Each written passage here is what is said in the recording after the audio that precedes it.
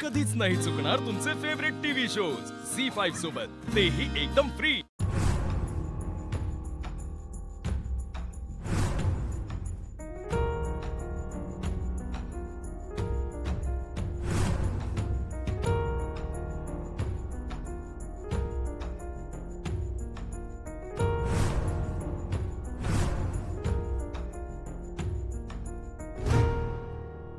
भुवे काय ग, कसला विचार करतीयास? नाही काय नाही। नाही कसा? अगं आई आहे मी तुझी, तेवढं कळतं मला। आम्ही बी आईच आहोत की, लेकराचाच विचार करतोय। अजून आले कसे नाहीत अधिपती? अगं येईल ग, काहीतरी काम निघालं असं। नाही काम असल, कामं करतात ते, पण बाकी कशाकडे लक्ष नाही त्यांचं ना। खाण्यापिण्याकडे कधी येतात कधी जातात, आम्हाला बी काहीच कळत नाही। कसं लक्ष लागणार? अगं बायको नाही घरी, त्यो जिच्यावर जीव ओवाळून टाकतो तीच घरला नाही म्हणल्यावर कसं लक्ष लागणार? म्हणजे आम्ही कोणीच नाही काय? हायच की, पण आईचं स्थान वेगळं, बायकोचं स्थान वेगळं। काय सुनबाईंनी त्यांच्यावर एवढी जादू केली आहे, आम्हाला काही कळना झालं। जादू नाही, अगं प्रेम माहितीये, दोघंही एकमेकावर जीव ओवाळून टाकतात बघ। दोघं नाही, अधिपतीच। अधिपतीने जीव लावलाय। तुला असं का वाटतं? सुनबाईंनी जीव लावला असता तर अशा सोडून गेल्या नसत्या त्या। त्या दिवशी परिस्थिती आणि येळच तशी होती बघ, डोसक्यात राग होता। डोसक्यात राग घालून कुणी काही नातं तोडतं काय? आता मोठे मालक एवढा राग राग करतात आमचा, आम्ही गेलो काय त्यांना कधी सोडून? प्रेम मिळवायचं असेल तर कवा कवा एखादं पाऊल मागं घ्यावं लागतंय। वाघीण बी शिकार करताना एखादं पाऊल मागं घेतीच की। हाय का आता? अगं प्रेम आणि शिकार यात फरक असतो या। शिकारच करावी लागते आई प्रेमाची, ते असं मागून मिळत नाही। आमच्या अनुभवावरनं सांगतोय। आता आमचं एवढं प्रेम आहे मोठ्या मालकांवर, तेव्हा किती नवण्या केल्या होत्या आम्ही, पदर पसरला होता। काय झालं? मोठे मालक झालं का आमचे? हां, लाथाडलं ना आम्हाला, घरातनं हाकलून दिलं होतं का नाही? जेव्हा आमच्यातली वाघीण जागी झाली म्हणजे काय, मोठ्या मालकांनीच ती जागी केली। अशी डरकाळी फोडली आम्ही। आता आहेत का नाही शेपटी घालून कोपऱ्यात, बघतेस का नाही? आमच्या अनुभवावरूनच सांगतोय, प्रेम मागून मिळत नाही, ते मिळवावं लागतंय। तुझी विचार करण्याची रीतच जगा वेगळी आहे बघ। म्हणून तर आमचा दरारा अजूनही टिकून आहे। हाय, मान्य आहे मला, पण बुवे ही समज बाजूला राहू देत, पण पोराच्या सुखाचा तरी विचार कर की। अधिपतींचं सुख कशात आहे हे आम्हाला चांगलंच ठाव आहे आई। तुम्हाला आणि अधिपतींना जरी वाटत असलं की सुनबाई घरला परत आल्या की अधिपती सुखी होतील, तर तसं नाही। आम्हाला ठाव आहे अधिपतींना काय आवडतं काय नाही, लहानपणापासून ओळखतोय आम्ही त्यांना। आणि तुला काय वाटतं आई, सुनबाईंमध्ये आणि अधिपतींमध्ये काही भांडणं होत नाहीत? होतात, ते आपल्याला कळू देत नाहीत। अगं संसार म्हणला की भांडण होत्यातच की। अगं प्रत्येक नवरा बायकोत होत्यात भांडणं। आपण घर सोडून जाण्या इतकी होत नाहीत आई। अगं पण आई, सुनबाईंनी अधिपतींना दुखावलंय आणि आमच्या अधिपतींना दुखावलेलं आम्ही कधीच सहन करणार नाही।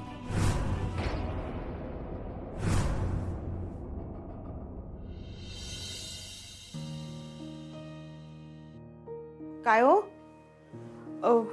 उशीर झाला जरा यायला?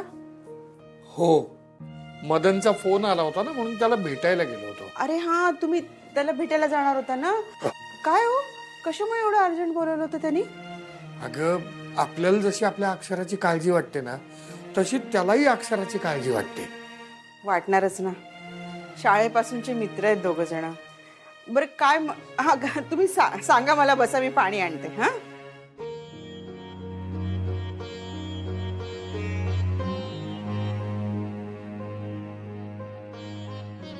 काय हो, काय म्हणाला तो?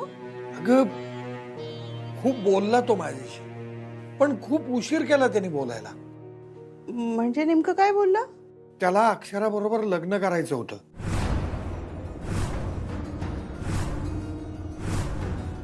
तिला अमेरिकेत घेऊन जाणार होता तो, तिकडेच दोघं जण सेटल होणार होते।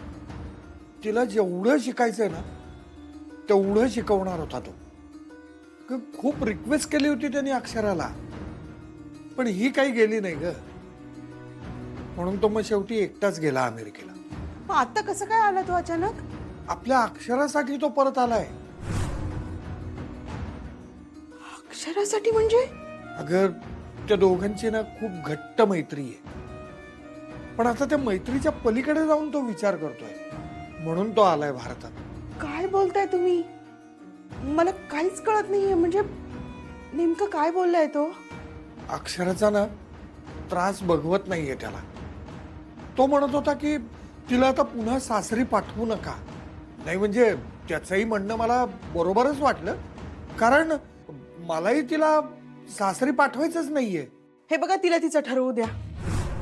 आपण कोण होतो तिच्या आयुष्याचा निर्णय घेणारे? अगं आपण नाही तर कोण ठरवणार? आणि हे बघा, मगाशीच मी तिच्याशी बोललीये. मी तिला म्हणाले की अधिपतींबद्दल, भुवनेश्वरी मॅडम बद्दल बाबांच्या मनामध्ये नाराजी आहे, थोडा राग आहे, आणि तो शेवटपर्यंत राहणार अक्षरा. पण तुला जर सासरी जायचं असेल तर तू सासरी जाऊ शकतेस, मी सांगितलंय तिला. विद्या, अगं तिथे जाऊन काय होणार आहे हे माहितीये ना आपल्याला. अहो असं काय करता? परिस्थिती बदलते ना. हे सगळे दिवस सारखे नसतात. हे बघ, मला नाही वाटत असं. म्हणजे अगं, परिस्थिती बदलायची असती ना तर ती आतापर्यंत बदलली असती ना. अधिपती तिला घेऊन गेले असते घरी. ते काय करतात, इथे येतात, काहीतरी इकडचे तिकडचे प्रश्न विचारत बसतात आणि परत जातात. आणि त्या दोघांच्या मध्ये तर भांडणच चालू आहेत ना. हे असंच जर चालू राहिलं तर ती त्या घरात कशी सुखी राहील सांग ना. मला आता खरंच असं वाटतंय की अधिपती आणि अक्षरा दोघे एकमेकांसाठी अनुरूप नाहीयेत. मला असं वाटतंय की मदन अक्षरासाठी जास्त योग्य मुलगा आहे.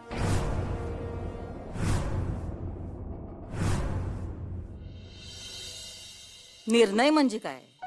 निर्णय म्हणजे एखाद्या प्रश्नावर तोडगा काढणं, त्या प्रश्नाचा निकाल लावणं. आता सुनबाईंच्या प्रश्नाचा लवकरच निकाल लावावा लागणार आहे आम्हाला. आमच्या अधिपतींना त्यातनं बाहेर काढावं लागणार. त्यांच्या लग्नाच्या वेळी चुकला आमचा निर्णय. चुकला म्हणण्यापेक्षा आम्हीच तो चुकवला. अधिपतींना मास्तरीनबाईंशी लग्न करायचं होतं आणि आई म्हणून त्यांचा निर्णय आम्हाला काही मोडायचा नव्हता.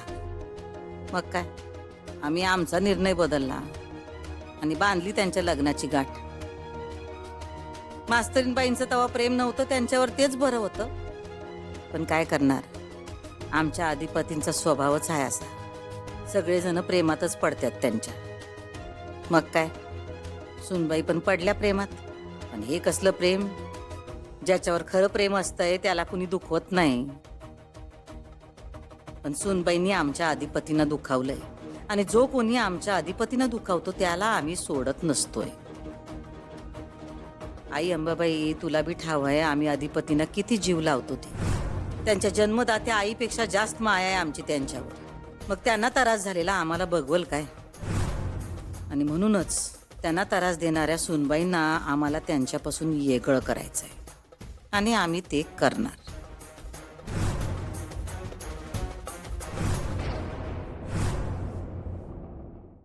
झी5 ॲप डाउनलोड करा आणि पहा सर्व एपिसोड्स एकदम फ्री.